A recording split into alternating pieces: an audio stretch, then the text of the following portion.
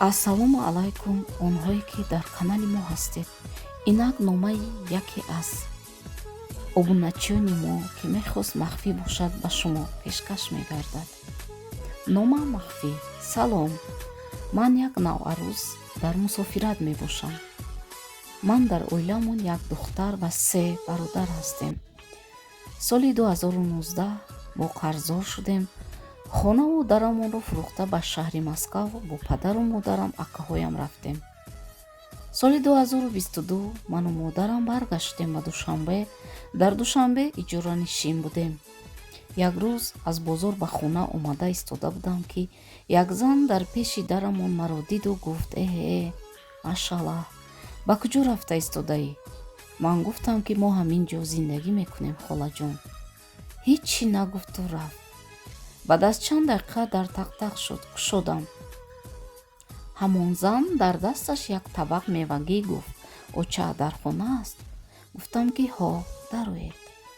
бо модарам суҳбат кард. гуфт: духтаратон ба ман маъқул шудааст ва ман хостгорӣ омадам.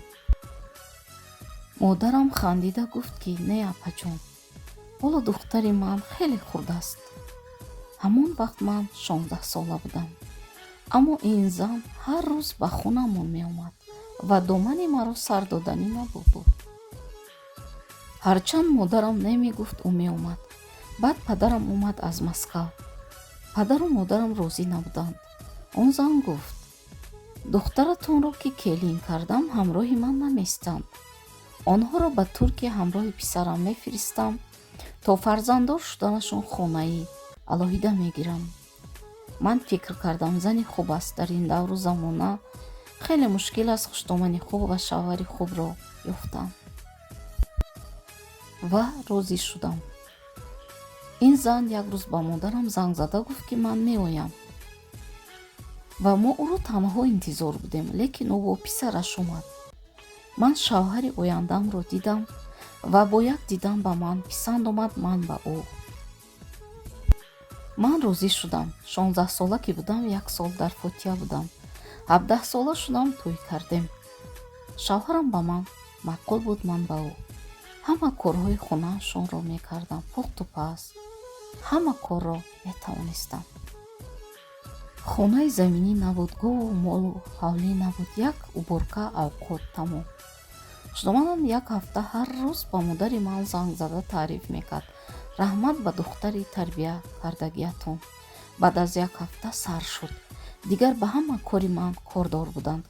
шавҳарам шабҳо намеомад, гунаҳгор ман будам. ба ҳама чиз маро гунаҳгор мекарданд. баъд таъна кардан сар шуд: ту бесавод, хешҳои ту ҷалаб. фақат метарсидам ки нашавад маро шавҳарам талоқ кунад. ҳамин хел ҳар рӯз ҷанг, бо тарс зиндагӣ мекардам. ман телефон надоштам. ба модари ман занг зада гуфт: духтарат телефон надорад. модарам ба ман телефон харида дод. баъд аз 3 моҳи зиндагиам модарам боз ба Москав ба назди бародаронам падарам рафтам. ана баъд ин ҷо ҳаёти ман сар шуд. барои он телефони тӯҳфакардагӣ маро хуни ҷигар карданд. бо шавҳарам ҷанг меандохтанд. ӯ маро намегузошт ки бо модарам гап занам.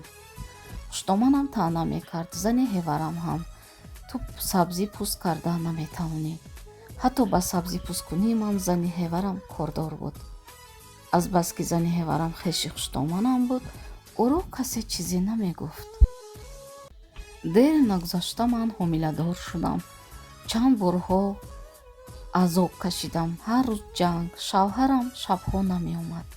хуштоманам занг зад ба модарам гуфт: духтарат гурдаҳояш, ҷигараш касал. гир бар дар шаҳри Москав ӯро таваллуд кунон. модарам ба ман чипта харид ва хуштоманам ба шавҳарам ба якҷоя ба шаҳри Москав парвоз кардем. мо омадем ба шаҳри Москав, ба хонаи падару модари ман. дар ин ҷо ман фарзанддор шудам, шукри худо. тӯли 1 сол мешавад ман дар хонаи падару модар меистам. он қадар либосҳои арӯсӣ, мебел. ман арӯсиро надидам. ман ҳоло 18 сола ҳастам, соҳиби фарзанд. шавҳарам гоҳ кор мекунад, гоҳ наме. намедонам зиндагии ман оянда чӣ мешавад. ҳоло ман ҳамашро нагуфтам. Дилам хеле пур аст. вақте ки ман омадам, хеле харобу лоғар будам. модарам ин ҳоли маро дида бахштомонам занг зада гуфт: духтари маро ба чӣ ҳол овардед? ӯ дар ҷавоб гуфт, ки кӯчи духтаратро ба хонаи бобояш барам. баъд аз чанд моҳ занг зада бахшиш пурсид: шавҳарам мехоҳад, ки мо баргардем ба хонаашон, лекин ман ин корҳояшонро ҳеҷ вақт фаромӯш намекунам ва намехоҳам баргардам. як хоҳиш аз ҳамахштоманҳо, илтимос, вақте келинро ба хонаатон меоред, ба мисли духтари худ қабул кунед. ин буд қисмати як ҷавонзани ғариби мусофир. дӯстони азиз, нисбати ин номаи обуначии мо фикру андешаҳои шуморо интизорем. Бо мо бошед. худованд нигаҳбони мову шумо бошад.